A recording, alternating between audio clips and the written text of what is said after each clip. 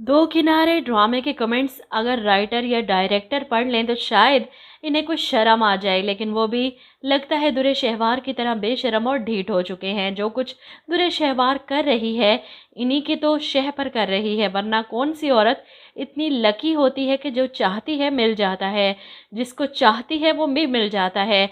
अब वलीद के पीछे हाथ धोकर पड़ी है, अच्छे बनने के ड्रामे कर रही है वलीद के सामने, और इतना काठ का उल्लू है वलीद, दुरे शहवार के सामने इसकी आवाज़ नहीं निकलती और मावरा को आकर आंखें दिखाता है, गुस्सा करता है कि तुम मुझ पर शक कर रही हो, मैं इतने हल्के किरदार का लगता हूँ तुम्हें। अपना किरदार तो इसने खोलकर दिखा दिया है दुरे शहवार के कदमों में बैठकर। अभी भी चाहता है कि मावरा सब कुछ देखकर भी आंखें बंद रखे और मुंह पर उंगली रखे, कुछ ना बोले। अच्छा किया मावरा ने जो इस किरदार के हल्के मर्द को छोड़कर अपनी माँ के घर चली गई, और ऊपर से माँ समझा रही है कि तुम्हें वलीद को छोड़कर नहीं आना चाहिए था। जवाब में मावरा कहती है कि अम्मी, वलीद और दुरे शहवार को एक हो लेने दें, क्योंकि इसकी बर्दाश्त की हद अब ख़त्म हो चुकी है। दुरे शहवार के पास तो एक ही बहाना है कि मेरे शोहर होते हुए वलीद मावरा की मदद करते थे तो मुझे कितना बुरा लगता था, आज मावरा को भी लग रहा है, इसीलिए तो हमारी तलाक हुई थी।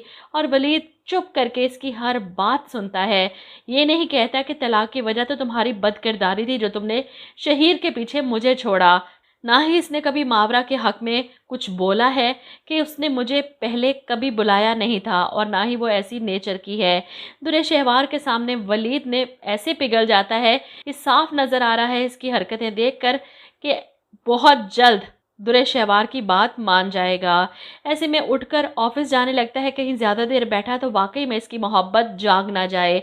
दुरे शहवार को समझ नहीं आती किस तरह वलीद को रोके, इसके पीछे जाने की कोशिश करती है और फिर से गिरने का ड्रामा करती है, जिस पर वलीद एक बार फिर से इसे पकड़ता है, इसे इसके बेडरूम में छोड़ने आता है। और यहीं पर तैमूर और दुरे शहवार की माँ इसे इसके कमरे से निकलते देख हैरान होते हैं।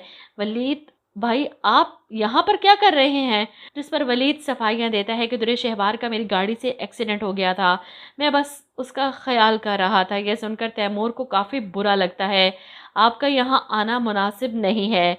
वहीं दुरे शहवार को गुस्सा आ जाता है, ये लोग वापस क्यों आ गए, इसका बस चलता तो शायद इन लोगों को कभी वापस ना आने देती।